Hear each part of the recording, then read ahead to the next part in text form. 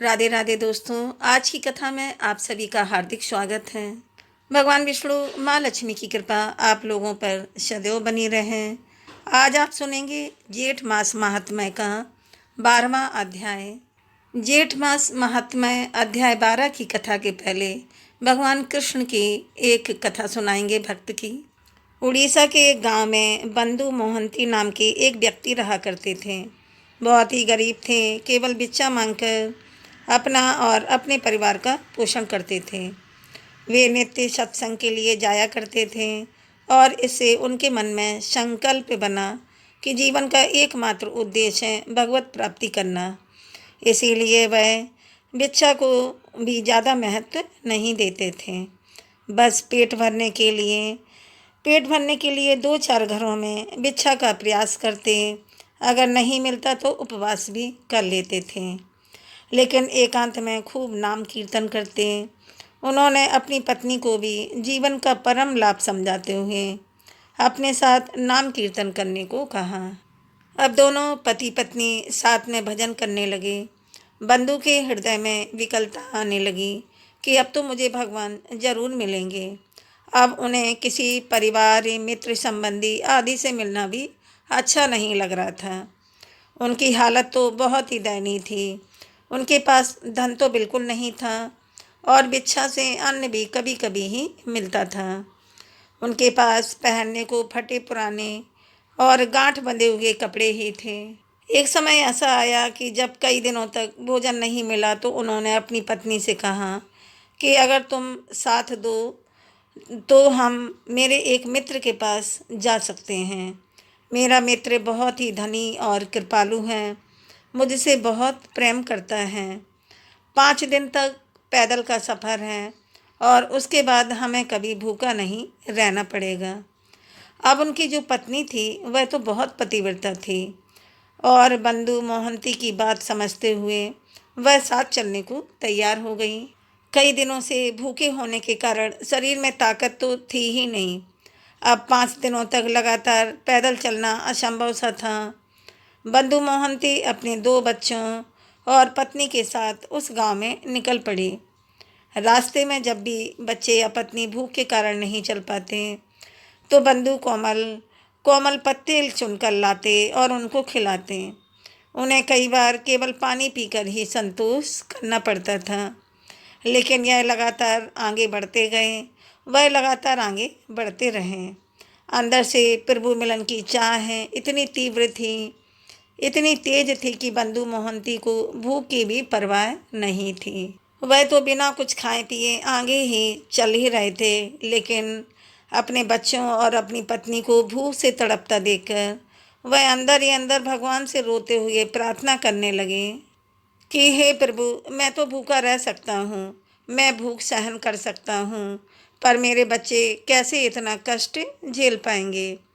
ऐसा न हो कि आप तक हम पहुँच ही ना पाएँ, और इसीलिए मुझे आप इतनी सामर्थ्य जरूर देना कि मैं शीघ्र आप तक पहुँच जाऊँ।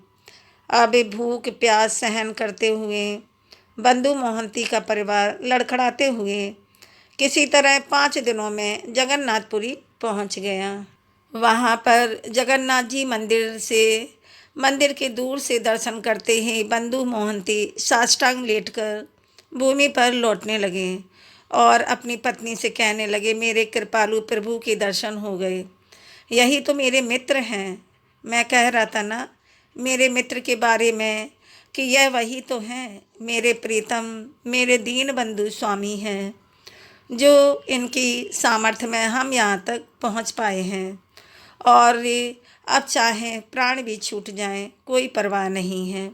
उनकी पत्नी के हृदय में उतना अनुराग तो नहीं था, पर उन्हें इस बात का सुख था कि अब यहाँ भरपेट भोजन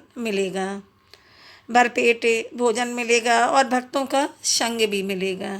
आनंद में चलते हुए बंधु और उनका पूरा परिवार सिंह द्वार के सामने पहुँचे। पत्नी और बच्चे भूख से व्याकुल थे, पर वह फटे कपड़ों की हालत में एक कोने में खड़े रहे। कोई उन्हें पूछ ही नहीं रहा था। सिंह द्वार पर बहुत भारी भीड़ थी। कुछ ही देर के बाद मंदिर के कपाट बंद हो गए।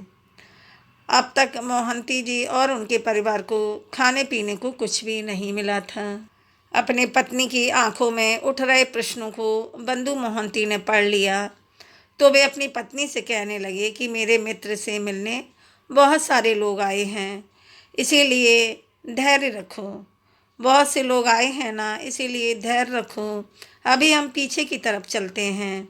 वह सब मंदिर के दक्षिण की ओर, वह है जहाँ जगन्नाथ जी के प्रसाद का धोवन यानी प्रसाद पाने वाले जो बर्तनों को धोने के बाद निकला हुआ जल होता है, वहाँ पर बैठ गए। बंधु ने सबसे कहा कि इस पानी में प्रभु के पात्र धोए जाते हैं। अब हम सभी इसे ही पी लेते हैं और कीर्तन करेंगे। हम लोग बहुत भाग्यशाली हैं कि हमें प्रभु का प्रसादी जल पीने को मिल रहा है। कल सुबह जब मंदिर खुलेगा तो मेरे मित्र से हमें कुछ न कुछ प्रसाद तो ज़रूर मिलेगा। ऐसा कहकर पूरे परिवार ने एक एक करके वह प्रसादी जल पीकर ही उस दिन अपना पेट भरा। अब पत्नी सोच रही थी कि इनके मित्र का तो पता ही नहीं, पर मैं ज़रूर धन्य हूँ जो ऐसा अनुरागी और धैर्यवान पति मुझे मिला। तो वह बंधु जी से कहती हैं कि आप जैसे राजी हैं, हम भी वैसे ही आपके साथ ही रहेंगे। हमें कोई कष्ट नहीं है, हमें कोई भूख प्यास भी नहीं है। बंधु पूरा समय वहीं जल निकाल निकाल कर सबको पिलाते रहे और फिर बोले, अच्छा अब तुम लोग सो जाओ, सुबह मंदिर के कपाट खुलेंगे ना तो हमें सबको प्रसादी मिलेगी। बंधु प्रभु की प्रसन्नता के लिए वहीं बैठकर रात भर नाम जप कीर्तन करने लगे और मन ही मन भगवान को धन्यवाद करने लगे। भाव में प्रभु से कहने लगे, नाथ हे नाथ, आपने मुझे अपने धाम तो बुला लिया, अब मेरे मन में कोई कामना नहीं है, पर आप बस कुछ ऐसी कृपा कर दो कि मेरी पत्नी को विश्वास हो जाए कि आप ही मेरे मित्र हो। मुझे चाहे जितना कष्ट दो, चाहे कि जितना कष्ट दो, मेरी पत्नी मेरे कहने पर इतना कष्ट सहन करते हुए यहाँ तक आई हैं और मेरी ही आज्ञा से भजन कर रही हैं। भगवान कहीं इसका विश्वास ना टूट जाए। प्रभु जगन्नाथ जी के मंदिर में भंडार गृह होता है जहाँ पर कई कई दिनों का प्रसाद रहता है। उस भंडार गृह में रात में ताला लगा दिया जाता है। भगवान वहीं से एक थाल में सुंदर भोजन सजाकर मंदिर के बाहर ले आए और फिर वो एक ब्राह्मण के वेश में खड़े होकर आवाज़ लगाने लगे, बंधु मोहंती नाम का कोई भक्त आया है? भक्त आया है क्या? देखो भगवान ने तुम्हारे लिए प्रसाद भेजा है। अब रात में बंधु और उनका परिवार वहीं पर सो रहे थे। अपना नाम सुनते ही बंधु झटपट उठ बैठे और अपनी पत्नी से कहने लगे, जहाँ से उस तरफ गए जहाँ से आवाज़ आ रही थी।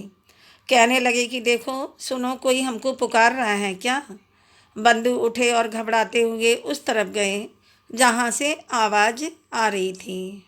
वहाँ जाकर देखा तो एक ब्राह्मण हाथ में विशाल रत्न जड़े थाल में लेकर बहुत सारा प्रसाद लिए खड़ा हुआ था।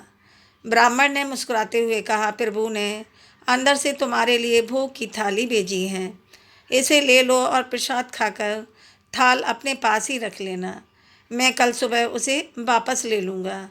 अब तो बंधु का हृदय विकल होने लगा और कांपते हाथों से उन्होंने थाल अपने हाथ में ले लिया। फिर वह अपनी पत्नी से कहने लगे कि देखो, मैं कह रहा था ना कि मेरे मित्र मुझसे बहुत प्यार करते हैं। अब सब सारी भीड़ चली गई तो उन्हें फुर्सत मिली है और फुर्सत मिलते ही उन्होंने हमारे लिए प्रसाद भेज दिया ना। ऐसा कहते कहते वह एकदम आनंदित होने लगे। आज कई दिनों के बाद उनके परिवार ने भरपेट भोजन किया। उस प्रसाद से उन्होंने अपना पेट भरा। प्रसाद पाकर बंधु ने विचार किया कि इस थाल को अभी कहीं नहीं पहुंचा सकता, इसीलिए उन्होंने अपने फटे कपड़ों में ही उसे लपेटकर अपने सिरहाने रख लिया।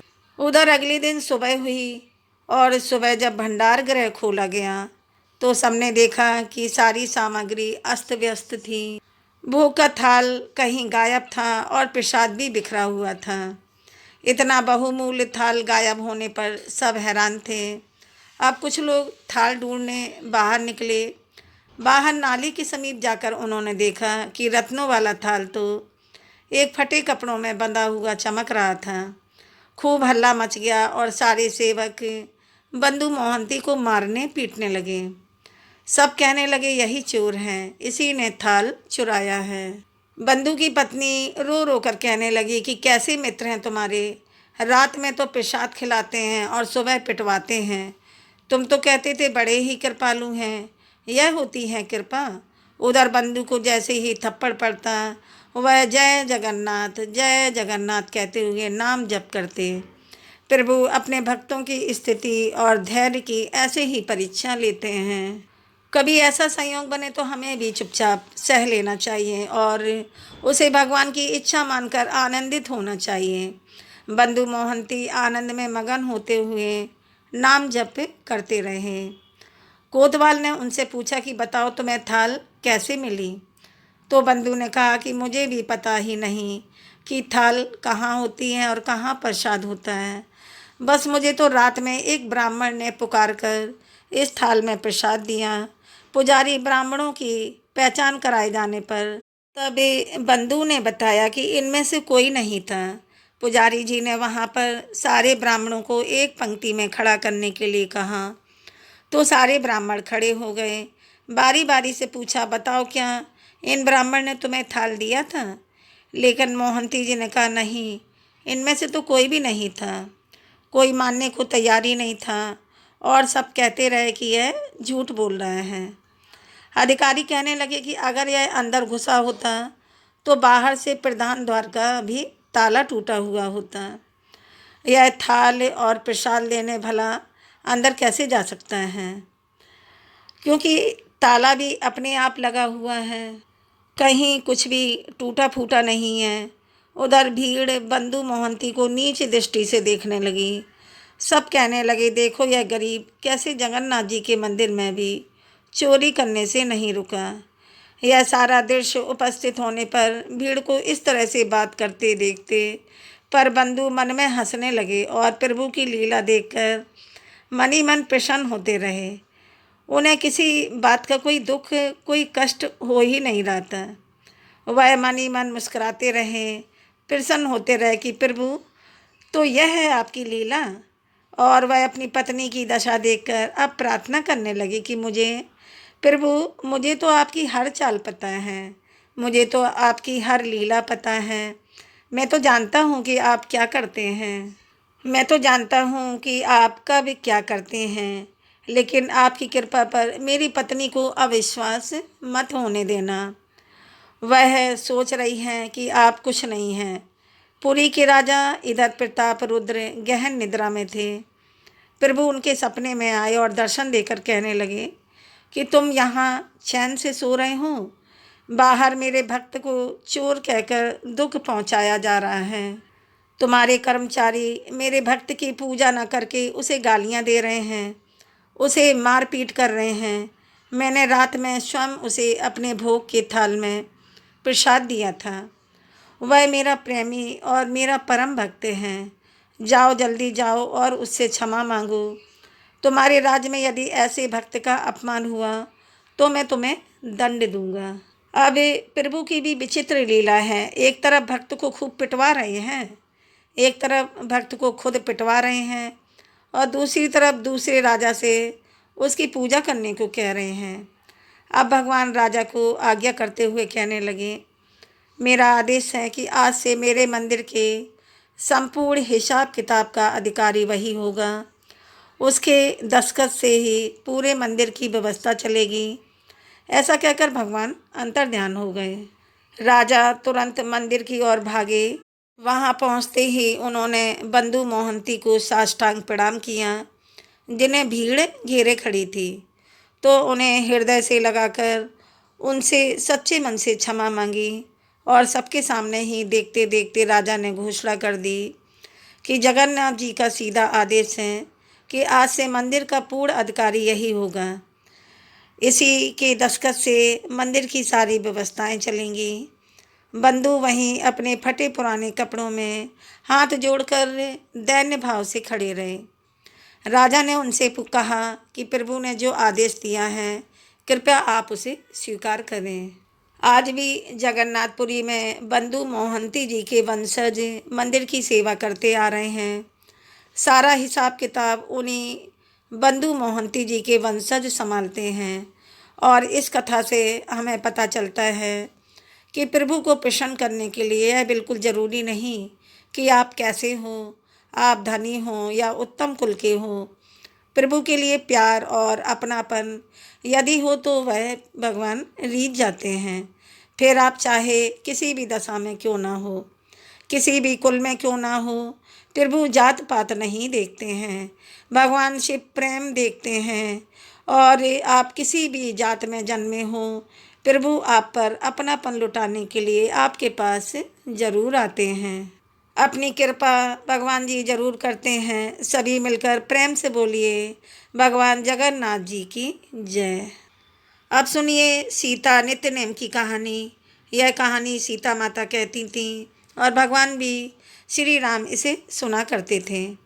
एक दिन भगवान को किसी काम से बाहर जाना पड़ गया तो सीता माता कहने लगी, प्रभु मेरा तो 12 वर्ष का नित्यनेम है और अब आप बाहर जाएंगे तो मैं अपनी कहानी कैसे सुनाऊंगी, किसे सुनाऊंगी। तब भगवान श्री राम जी ने कहा कि तुम कुएं की पाल पर जाकर बैठ जाना और वहाँ जो औरतें पानी भरने आएंगी उन्हें अपनी कहानी सुना देना। सीता माता भगवान के कहे अनुसार कुएं की पाल पर जाकर बैठ गईं। तभी एक स्त्री आई जिसने रेशम जड़ी की साड़ी पहन रखी थी और सोने का घड़ा ले रखा था। सीता माता ने उसे देखा तो कहने लगी कि बहन मेरा 12 वर्ष का नित्यनेम है, मेरी कहानी सुन लो। तब वह स्त्री बोली कि मैं तुम्हारा नित्यनेम सुनूंगी तो मुझे घर जाने में देर हो जाएगी, फिर मेरी सास मुझसे लड़ेगी। उसने कहा कहानी नहीं सुनी और चली गई। घर जाते ही उसकी रेशम जड़ी की साड़ी फट गई, सोने का घड़ा मिट्टी के घड़े में बदल गया। यह सब देखकर सासू माँ ने पूछा, अरे बहू यह किसका दोष अपने सिर पर लगा कर आई हो। तब बहू ने कहा कि माँ जी कुएं पर एक औरत बैठी थी, उसने कहानी सुनने के लिए कहा लेकिन मैंने नहीं सुनी, जिसका यह फल मुझे मिला है। अब बहू की बात सुनकर अगले दिन वही साड़ी और घड़ा लेकर सास कुएं की पाल पर गई। सास को वहीं पर सीता माता बैठी मिली तो सीता माता ने उससे भी कहा कि बहन मेरी कहानी सुन लीजिए। सास बोली कि एक बार छोड़ो, मैं तो 4 बार तुम्हारी कहानी सुन लूँगी। तब सीता माता ने कहानी कहना शुरू किया। राम आए लक्ष्मण आए, देश के पुजारी आए, नित नेम का नेम लाए, आओ राम बैठो राम, तपी रसोई जीमो राम, माखन मिश्री खाओ राम, दूध बतासा पियो राम, सूत के पल का मोठो राम, साल दुसाला पोठो राम, साल दुसाला ओढ़ो राम, जब भी बोलूँ जब राम ही राम, राम संवारे सबके काम, राम संवारे सबके काम, खाली घर भंडार भरेंगे, सबका बेड़ा पार करेंगे, श्री राम जय जय राम। सास बोली कि बहन कहानी तो बहुत ही अच्छी लगी। कहानी सुनकर सास घर चली गई और उसकी वह साड़ी फिर से रेशम जड़ी की बन गई और मिट्टी का घड़ा भी सोने का हो गया। यह सब देखकर बहू बोली, माँ जी आपने यह सब कैसे किया। सास ने कहा, बहू तू तो दोष लगा के आई थी और मैं अब दोष उतार के आ रही हूँ। बहू ने हैरान होकर पूछा, तो माँ जी वो कुएं वाली स्त्री कौन थी।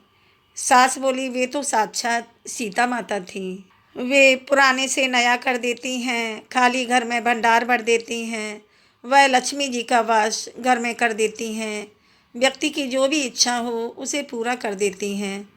तब बहू बोली, माँ जी फिर तो ऐसी कहानी मुझे भी सुना दीजिए। सास बोली कि ठीक है तुम भी सुनो। फिर सास ने कहानी शुरू करी। राम आए लक्ष्मण आए, देश के पुजारी आए, नित नेम का नेम लाए, आओ राम बैठो राम, तपी रसोई जीमो राम, माखन मिश्री खाओ राम, दूध बतासा पियो राम, सूत के पल का मोठो राम, साल दुसाला पोठो राम, साल दुसाला ओढ़ो राम, जब बोलूं जब राम ही राम, राम संवारे सबके काम, खाली घर भंडार भरेंगे, सबका बेड़ा पार करेंगे, श्री राम जय जय राम। कहानी सुनकर बहू बोली, माँ जी कहानी तो बहुत ही अच्छी है। सास ने कहा, ठीक है अब तो हम इस कहानी को रोज़ कहा करेंगे। अब सास बहू रोज़ सवेरे उठती, नहाती, धोती और पूजा करने के बाद नित्य नेम की सीता माता की कहानी कहती। एक दिन उनके यहाँ पड़ोस की एक औरत आई और बोली, बहन जरा सी आँच तो दे देना। तो वो बोली कि आँच तो अभी तक हमने जलाई ही नहीं है। पड़ोसन ने पूछा, तो फिर तुम सुबह 4 बजे से उठकर क्या कर रही हो? उन्होंने बताया कि सुबह उठकर हम पहले तो पूजा करते हैं, फिर सीता माता की नित्य नेम की कहानी सुनते हैं। पड़ोसन ने उनकी बात सुनकर फिर पूछा, सीता माता की कहानी कहने से तुम्हें क्या मिला? तभी वे बोली कि इनकी कहानी कहने से घर में भंडार भर जाते हैं, सारे काम सिद्ध हो जाते हैं, मन की इच्छा भी पूरी होती हैं। पड़ोसन बोली कि बहन फिर तो ऐसी कहानी मुझे भी सुना दो। वह बोली, ठीक है, तो फिर सुनो कहानी। राम आए लक्ष्मण आए, देश के पुजारी आए, नित नेम का नेम लाए। आओ राम बैठो राम, तभी रसोई जीमो राम। माखन मिश्री खाओ राम, दूध बतासा पियो राम। सूत के पल का मोठो राम, साल दुसाला पोठो राम। साल दुसाला ओढ़ो राम, जब बोलूं जब राम ही राम। राम संवारे सबके काम, खाली घर भंडार भरेंगे। सबका बेड़ा पार करेंगे, श्री राम जय राम। श्री राम जय राम, जय जय राम। सारी कहानी सुनने के बाद पड़ोसन कहने लगी, बहन कहानी तो मुझे भी बहुत अच्छी लगी। अब वह पड़ोसन भी नितनेम सीता माता की कहानी कहने लगी। कहानी कहने रहने से सीता माता ने पड़ोसन के भी भंडार भर दिए।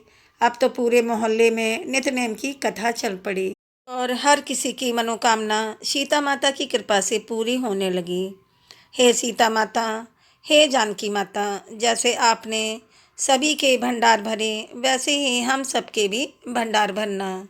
कहानी कहने वाले की, कहानी सुनने वाले की और हुंकार भरने वाले के भी भंडार भरना। हे सीता माता, आप सभी हम लोगों पर अपनी कृपा दृष्टि बनाए रखना। सभी लोग प्रेम से बोलिए, सीता माता की जय, भगवान रामचंद्र की जय, सिया रामचंद्र की जय। आप सुनते हैं जेठ मास महात्म्य अध्याय 12 की कथा।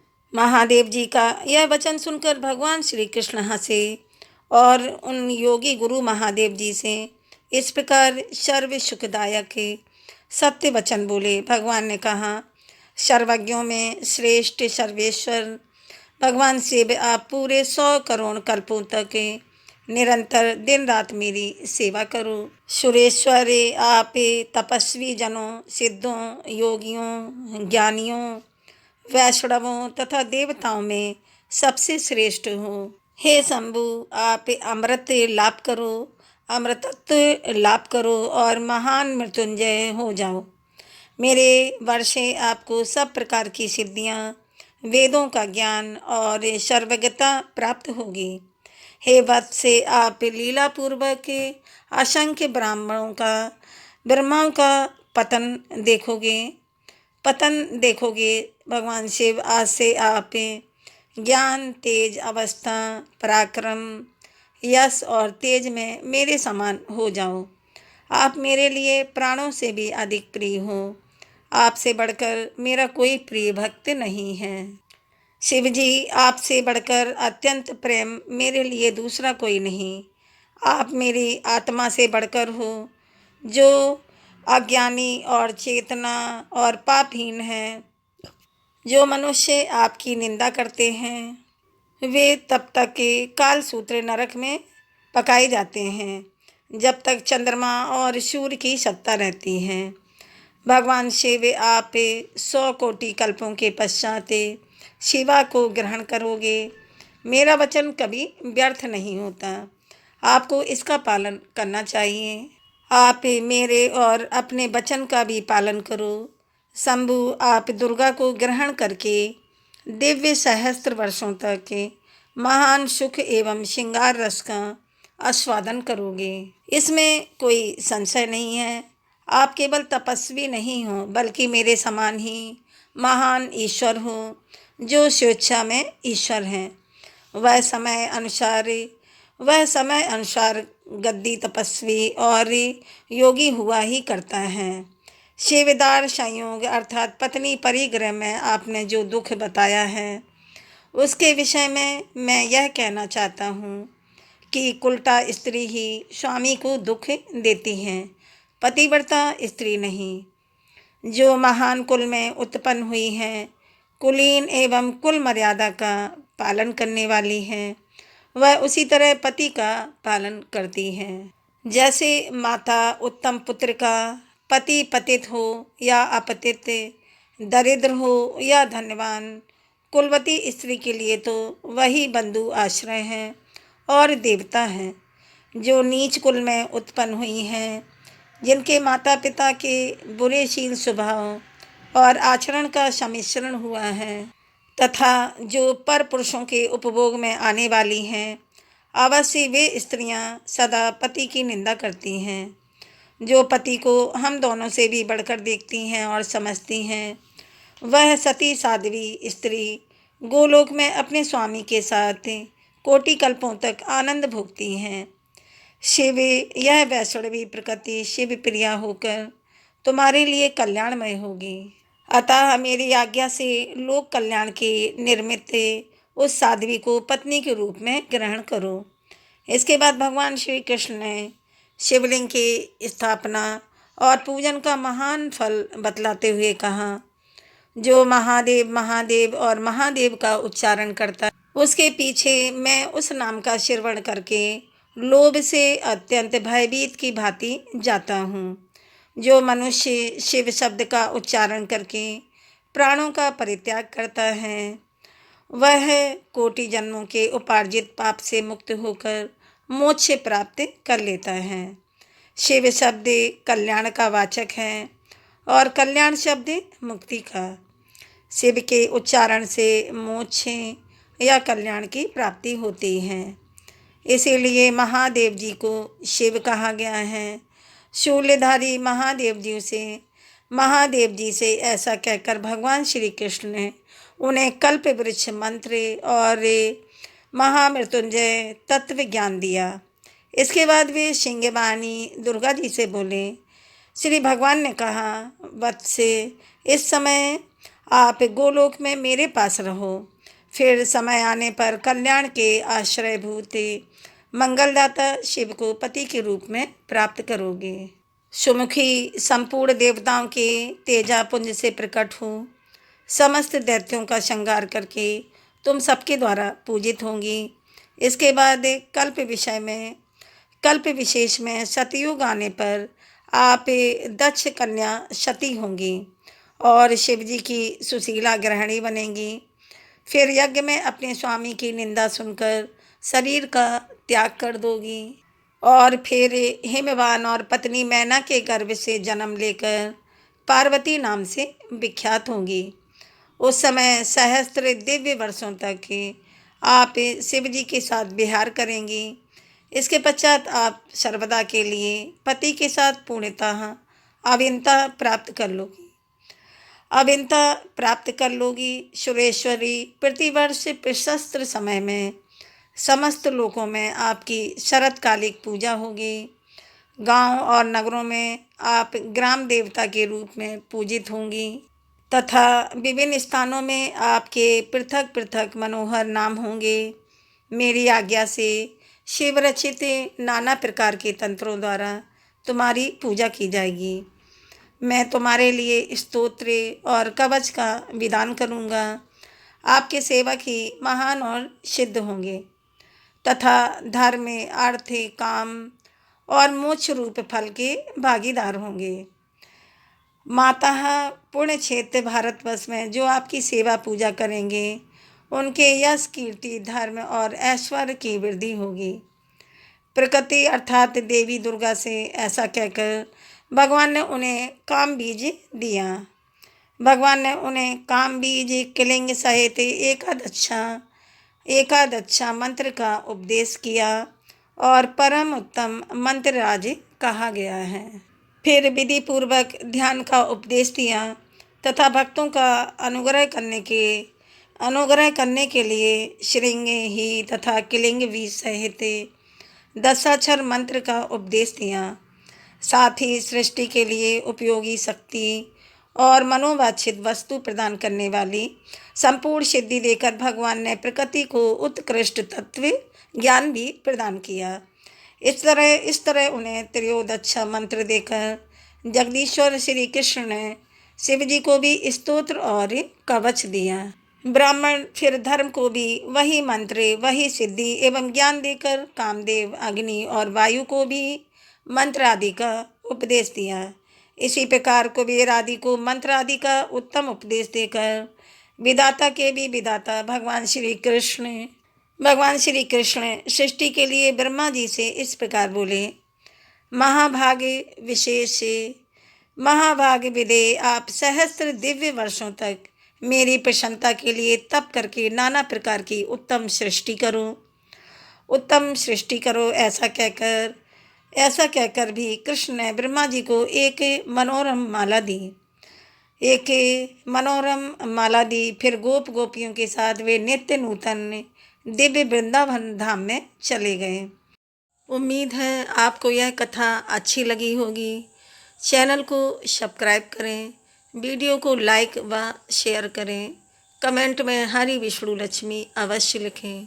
अब मिलते हैं कल के वीडियो में, तब तक राधे राधे।